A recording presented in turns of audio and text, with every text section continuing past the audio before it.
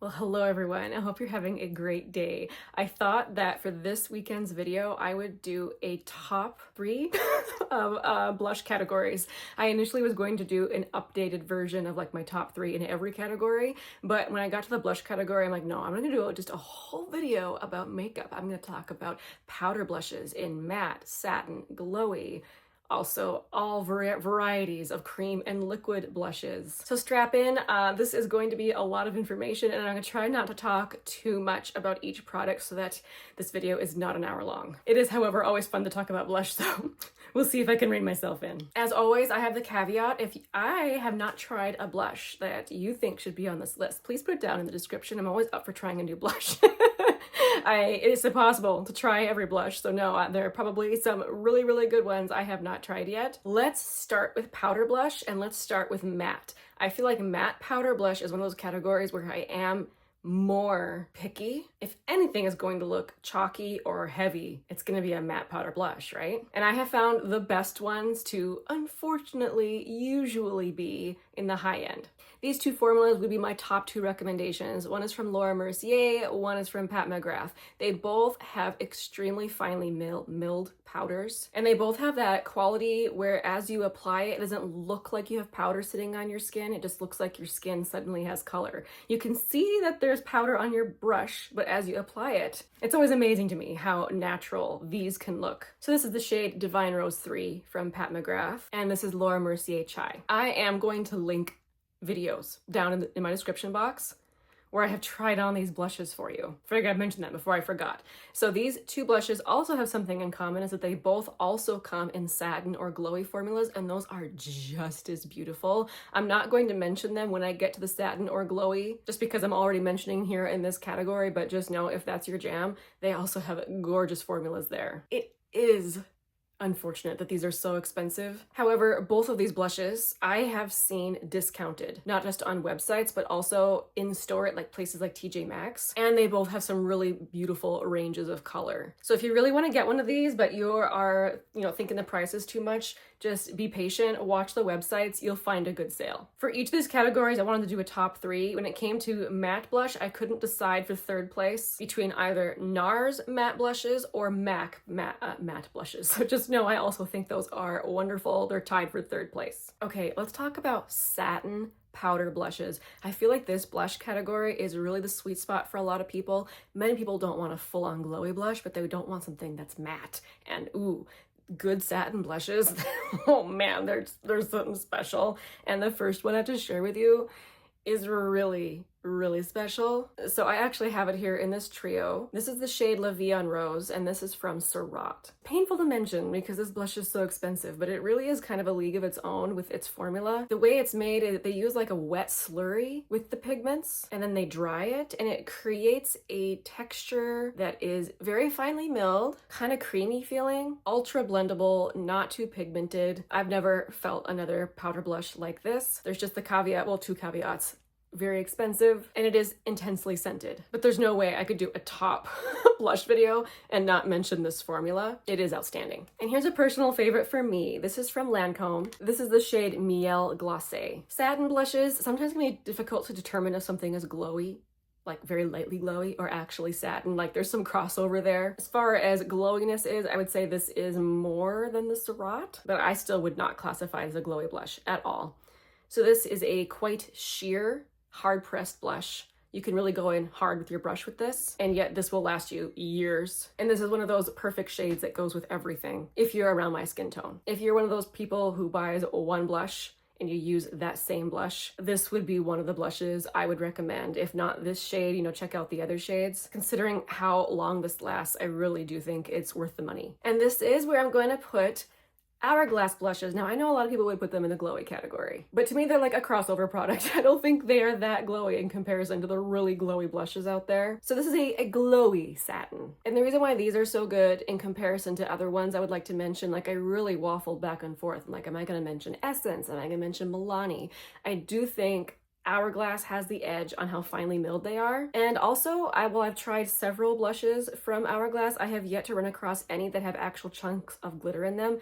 That happens sometimes with Milani or Essence. Every single one that I've tried from Hourglass just has that beautiful, diffused, very soft glow. Again, they're more sheer depending on the shade that you get. But this lands in that same kind of category where it doesn't look like there's any powder on your skin and yet there's gentle color there. It feels luxurious. It does. And it just edges out those other formulas. And I do have an honorable mention here because I feel like this formula is really outstanding, but it's only an honorable mention. This is from NYX, by the way. This is the Buttermelt blush because it's so pigmented. I know very pigmented blushes aren't generally my favorite. I know a lot of people feel the same way. These can be hard to work with because they are so pigmented, but the texture of them, they're really, really fantastic. If they came out with a more neutral range instead of such bright colors, I think that more people would get behind these. Again, I'm gonna link you the video where I tried on every single shade. And I think that the satin finish on these is actually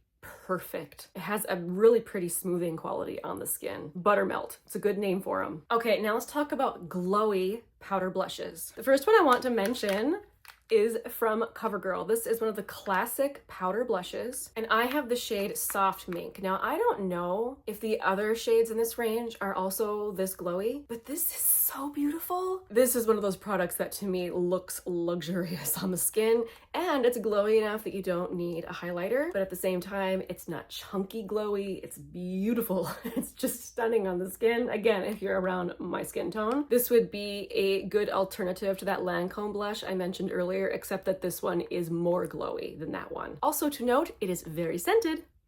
So if you're sensitive to scents, I would not recommend this. But every time I use this, I'm so happy with how my complexion looks. I also absolutely must mention the RMS blushes. There's so many pretty colors of these, and lately I feel like they've been going on sale more often. I'm always very sorely tempted to pick up more shades.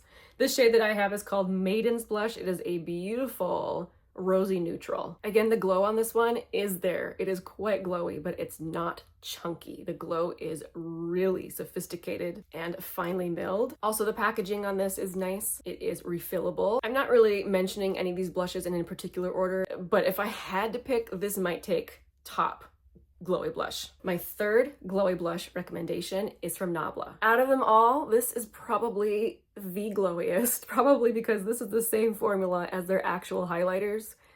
So this could be used as a highlighter if that works as a color for your skin tone. I wear it, you know, as a glowy blush, and every time I do, I love it. It is so beautiful. So again, it's a baked gelée formula.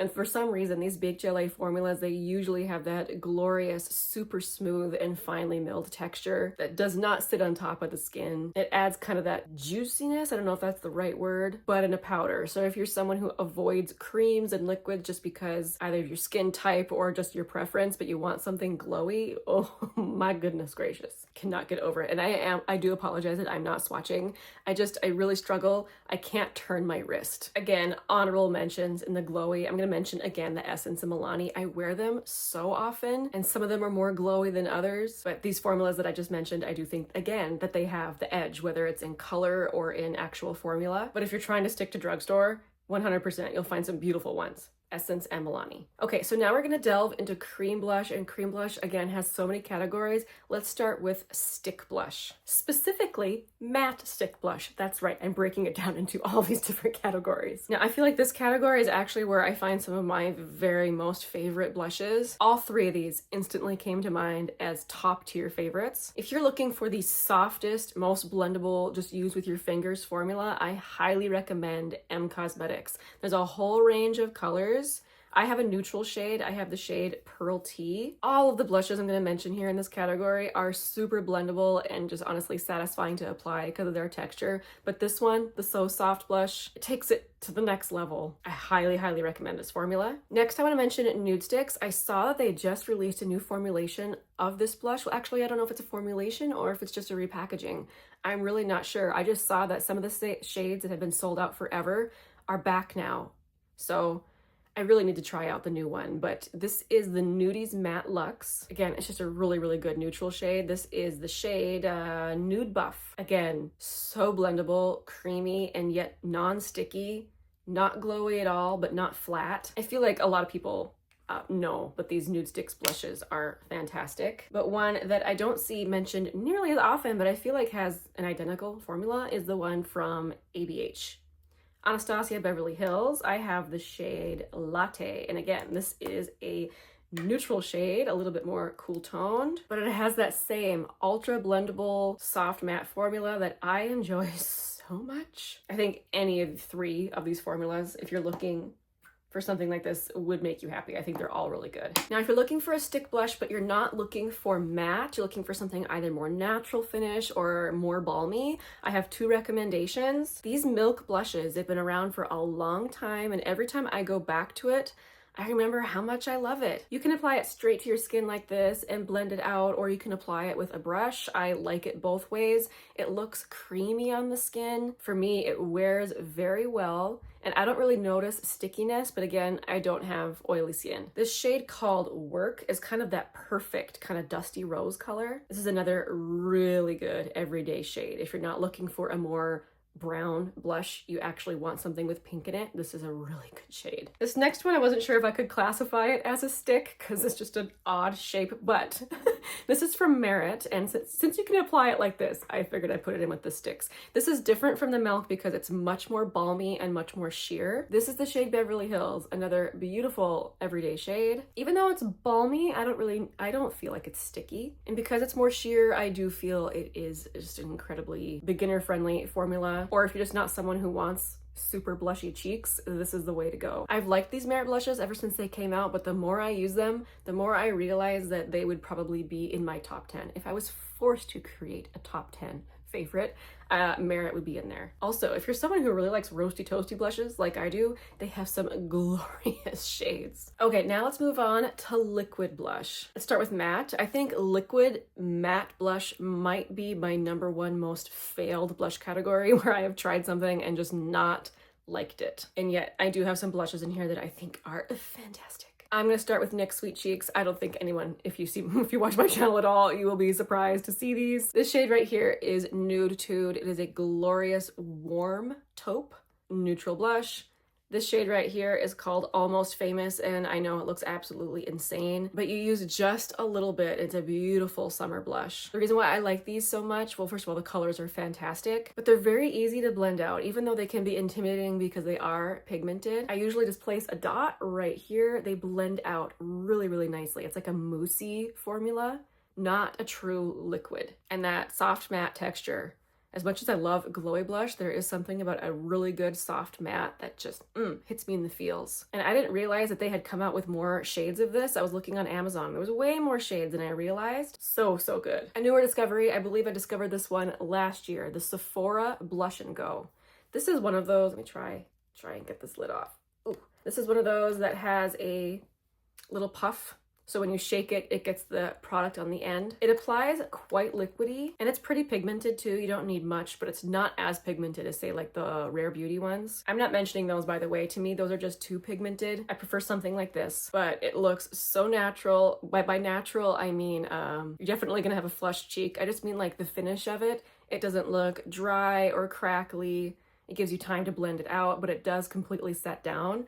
I have the same thing to say about the ones from Profusion. This is the same type of applicator that looks like this. They dry down matte, but they don't look crusty. And I have been warned that the deeper shades are very pigmented indeed. I have the lightest shade, Rosé. I've been talking about this one for, I think, just as many years as I have the NYX one. It's still good. Now, when it comes to some liquid blushes where I had a hard time deciding where to categorize them, I'm gonna call them natural finish blushes. I think that depending on your skin type, these especially can look more dewy or more matte, and I just couldn't decide what they were. So they're in a natural finish category. I am gonna mention the Glossier puff paints. They're pigmented, you don't need much, and yet they're pigmented in a way that isn't terrifying because they blend out so nicely. This is the shade Beam. It's a beautiful, soft, neutral peach. I shouldn't say neutral peach, it's pretty peach. And because they come in like these kind of paint-like tubes, they're kind of easy to mix your own shades together. I've had mine for years and it's still going strong. In this same kind of natural finish category, I want to mention this one from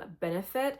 I tried this kind of on a whim last year and I love this. This is the Flora tint. The texture isn't as liquidy as other liquid blushes. It's a little bit more gel-like, but it's still, you know, a liquid. But that gel texture really makes it easy to blend out. I have another one coming up too that has kind of that same gel quality that I find I really enjoy in a liquid blush. See, it seems like it helps it give it more time for you to blend it out before it fully sets. This shade is a really pretty shade, kind of, it's not red like the packaging looks, but it's not like a true roasty toasty either, but it's somewhere in that range. And here's another one I had to mention here. I had to look it up to make sure this is still available. I was so happy to see that it is. It's just not a very popular blush for whatever reason. This is the Puff Paint from Natasha Denona. I like this one because it is a little bit more sheer. Again, I've only tried this particular shade, but it's just so easy to work with. Sometimes liquid blushes just aren't. All the ones I'm recommending are very easy to work with, but this one, in comparison to some of the others, a little bit more sheer, and it's just one of those blushes that comes to mind where I'm just like, easy. I don't have to worry about it. So now we come to dewy liquid blushes. These are not always a win. I feel like these can be quite patchy looking, but these two formulas are top tier. First of all, M Cosmetics. I know it's been out for a really long time, but in comparison to many other formulas I have tried, I still think it's the best one. This is the shade Venetian Rose. These are very pigmented. You just need a small amount, and they're also very dewy in comparison, again, to others that I have tried. But this is another one of those blushes where it's not fully liquid. It has a little bit more, I don't know, more of a gel-like formula, I guess, in comparison to some, where it just has that really beautiful glide that makes it so easy to work with, despite how pigmented it is. Same type of deal, but I don't think quite to the same level as the M Cosmetics is the one from Say. This is the shade Chili. I don't think it's quite as dewy as the M Cosmetics, but maybe that would make it better for you. Oh, this is just a mini, by the way. Did you think we were done with liquid blush? Not quite. Let's talk about glowy liquid blush. I only actually have one favorite in this category, and that would be the one from Tarte. This is called the Man Eater Blush and Glow. It comes in beautiful shades, and it's not actually that glowy. Whenever I see a glowy liquid blush, I'm terrified it's gonna be metallic or something, and that is not the case with this. It's a very soft glow. This is the shade Buff. Again, a very nice natural looking shade for my skin tone. But again, I feel like it stands head and shoulders over a lot of liquid blushes that I've tried. Okay, we're gonna move away from liquids, and now we're gonna talk about classic cream blushes, either in a pot or a pan. There actually aren't a whole lot of matte blushes in this category, but I do have one exceptional one to mention here. So this is the indie brand Phytosurgeons. They're from Canada. This is the shade Inferno. Look at that. This is one of those blushes that's incredibly pigmented.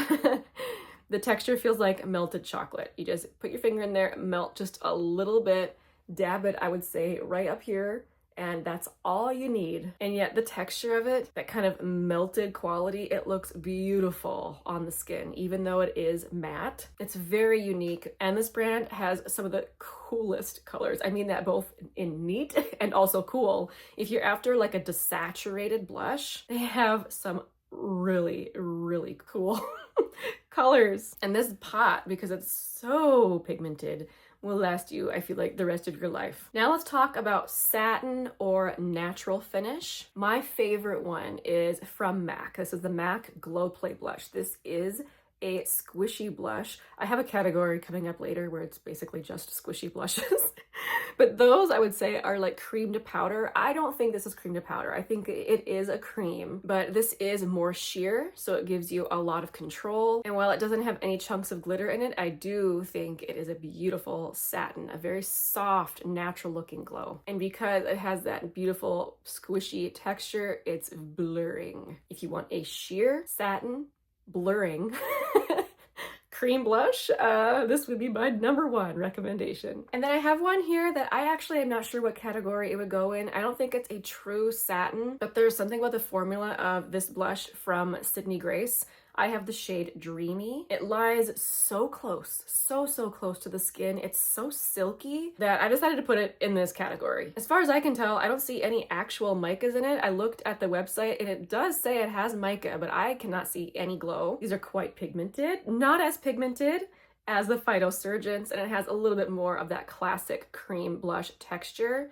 but it's not at all sticky. Again, just very silky. There's 5 grams of product in here. It'll last you, again, your entire life. They have a wide range of colors, and of a lot of the blushes I'm mentioning in this video, this is probably one of the most affordable. You can apply it with your fingers, of course.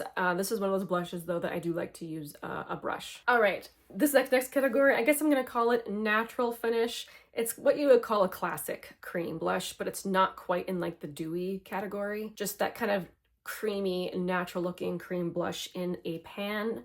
And Bobbi Brown. This is the Pot Rouge in the shade Powder Pink. It has that classic formula. You put your finger in, and it kind of takes a little bit of melting to really get it going. It might even feel a little bit sticky, but that's okay. It just means that it is really gonna wear a long time. And again, it looks creamy on the skin, and this one is more pigmented as well. You don't need a lot. Now this last one, I wasn't sure if I was going to put it in this category because so many people call it dewy, but I'm wearing it today, and I know you see the glow there, but I'm also wearing highlighter. I really, for me, this is more of a natural finish, not necessarily super dewy.